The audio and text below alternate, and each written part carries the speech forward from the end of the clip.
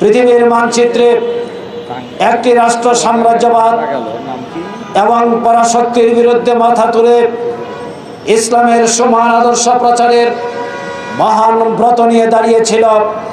সেই রাষ্ট্রটির নাম হচ্ছে ইরান। 1979 সালে ইরান বিপ্লবের পর ইরানকে পৃথিবীর মানচিত্র থেকে মিটিয়ে দেওয়ার জন্য বহুবার ইরানের উপর হামলা করা হয়েছে। আপনারা জানেন 1979 সালের বিপ্লবের মাধ্যমে ইরানের যখন সরকার গঠন করা হলো, এই নবগঠিত সরকারের নবনির্বাচিত পার্লামেন্টে বোমা হামলা চালিয়ে প্রায় সকল সংসদ সদস্যদেরকে অত্যন্ত নির্মমভাবে হত্যা করা হয়েছিল। উদ্দেশ্য ছিল ইরান যেন পৃথিবীর বুকে মাথা তুলে দাঁড়াতে না পারে।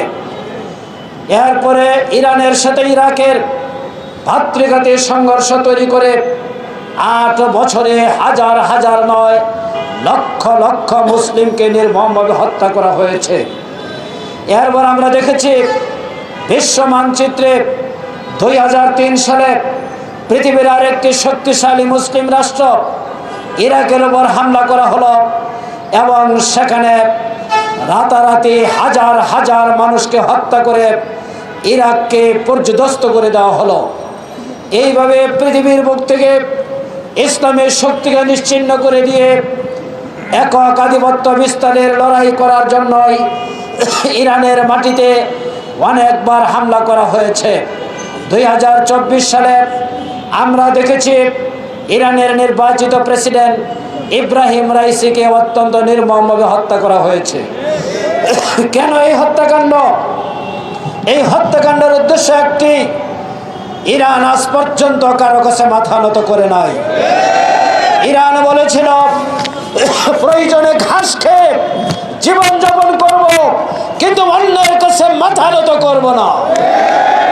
সেই ইরানকে আজকে নিশ্চিহ্ন করে দেওয়ার জন্য যে পরিকল্পনা গ্রহণ করা হয়েছে, বাংলাদেশ জামাত ইসলামী তার তীব্র নিন্দা এবং প্রতিবাদ জানাচ্ছে।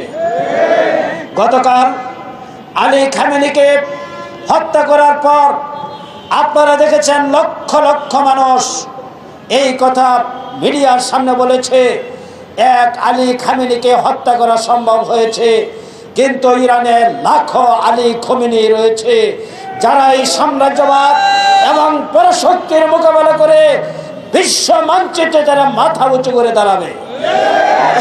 বন্ধুরা আমার, আজকে আমরা বলতে চাই বিশ্বের 90% মুসলিম অধ্যুষিত দেশ হলো বাংলাদেশ। 18 কোটি মুসলমানের দেশ বাংলাদেশ। পার্লামেন্ট নির্বাচনের মাধ্যমে সরকার এবং বিরোধী দল গঠিত হয়েছে। 12 তারিখে পার্লামেন্টের অধিবেশন হতে যাচ্ছে।